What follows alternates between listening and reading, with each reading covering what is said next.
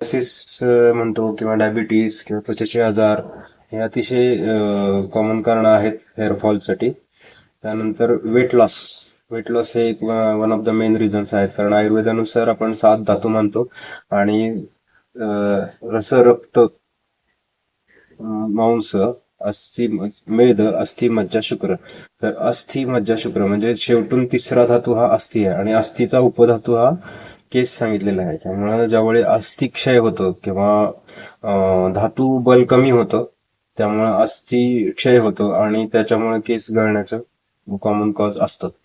तर आता आपण ह्याच्यावरती ट्रीटमेंट बघूया.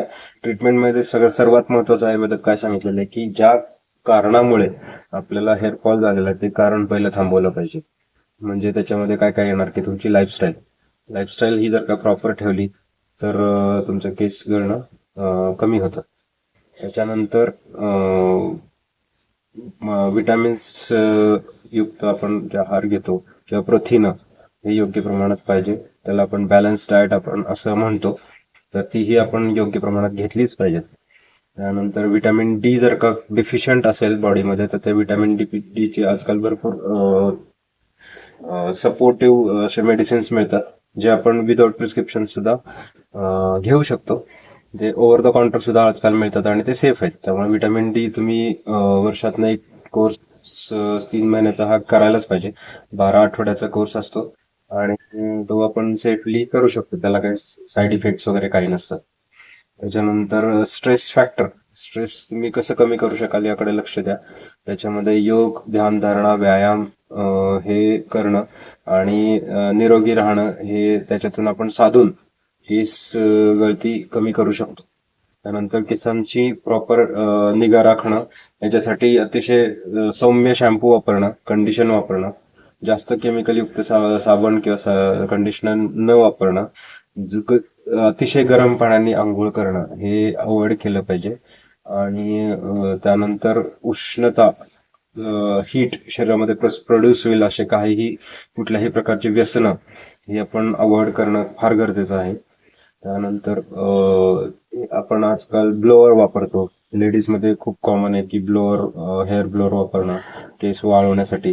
तर हे पण घातक आहेत आणि त्यामुळे केसांची क्वालिटी अतिशय कमी होते आणि केस गळतात आणि त्यांना कोंडा सुद्धा होऊ शकतो.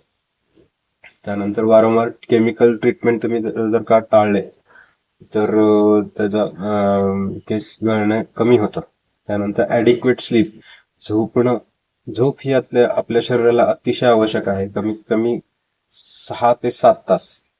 7 तास तरी घ्यायलाच पाहिजे, पण तुमच्या बिजी शेड्यूलला गृहीत धरून आपण एक 6 तास तरी झोप ही आवश्यक म्हणजे आवश्यकच आहे. आणि त्याच्यामध्ये आपल्याला क्वालिटी ऑफ स्लीप हे महत्वाची आहे. म्हणजे बऱ्याच वेळेला व्यसन करून सुद्धा आपल्याला झोप येते, पण ती ती झोप ही प्रॉपर नसते आणि ती झोप तुम्हाला शरीराला हेल्दी नसते.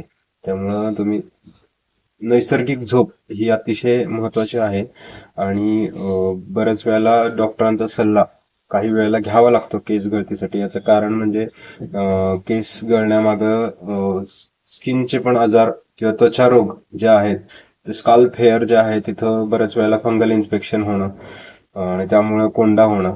यासाठी तुम्ही डर्माटॉलॉजिस्टचा वेळोवेळी डर्माटॉलॉजिस्टला कन्सल्ट केलं पाहिजे आणि त्याचं एक्झॅक्ट कॉज शोधून त्याची ट्रीटमेंट करून घेतली पाहिजे. तर ते तुमच्या केसांची प्रॉब्लेम्स तुमचे सॉल्व्ह होऊ शकतात. आणि बाकीचं तुमचं ओव्हरऑल हेल्थ आणि जनरल कंडिशन जर का चांगली असेल तर हेअरफॉल बऱ्याच वेळेला कमी होतो. सपोर्टिव्ह ट्रीटमेंटमध्ये आपण आपल्याकडे केशयोग म्हणून आहे. त्यानंतर काही नाकामध्ये सोडण्याच्या म्हणजे त्याला आपण आयुर्वेदात नस्य म्हणतो. तर नासा ही शिरसोद्वारम असं सांगितलेलं आहे की म्हणजे नासा म्हणजे नाक हे डोक्याचं द्वार आहे, जिथं आपण सर्व सर्व ह्याचे काय म्हणतात कंट्रोल पॅनल, आपल्या शरीराचं कंट्रोल पॅनल हे शिर आहे आणि त्याचा द्वार हे नाक आहे. तर नाकामध्ये सोडलेले काही केस वाढवण्यासाठी काही आयुर्वेदिक तेल असतात किंवा तुप असतात, ते आपण नाकामध्ये ड्रॉप्स सोडून केस नक्कीच त्याच्यामुळे वाढतात किंवा केस गळणं कमी होतं. तर हे सगळं तुम्हाला करणं गरजेचं आहे. त्यानंतर आयुर्वेदामध्ये पंचकर्मात अजून एक ट्रीटमेंट सांगितलेली आहे. त्याला आपण शिरोबस्ती असं म्हणतो. तर शिरोबस्तीमुळे सुद्धा बऱ्याच वेळेला काय होतं की न्यूट्रिशन शरीराचं कमी पडलं, तर मग आपल्याला केस गळती दिसते आणि त्यामुळे लोकल लेवलला सुद्धा आपण शिरोबस्ती नावाचा एक पंचकर्माचा प्रकार आहे तो करून सुद्धा, किंवा शिरोधारा सुद्धा आपण करू शकतो. त्याच्यामधून आपल्याला लोकल न्यूट्रिशन वाढवता येतं आणि मग केस गळती कमी होते. तर यातून आपण काय म्हणतात त्याला, टेक होम मेसेज काय घेता येईल की डाएट, त्यानंतर प्रॉपर झोप आणि अवॉइड काय म्हणतात त्याला केमिकल शॅम्पूज हे अवॉइड करून सुद्धा तुम्ही ह्या गोष्टी हेअरफॉल हा अचीव करू शकता. थँक्यू.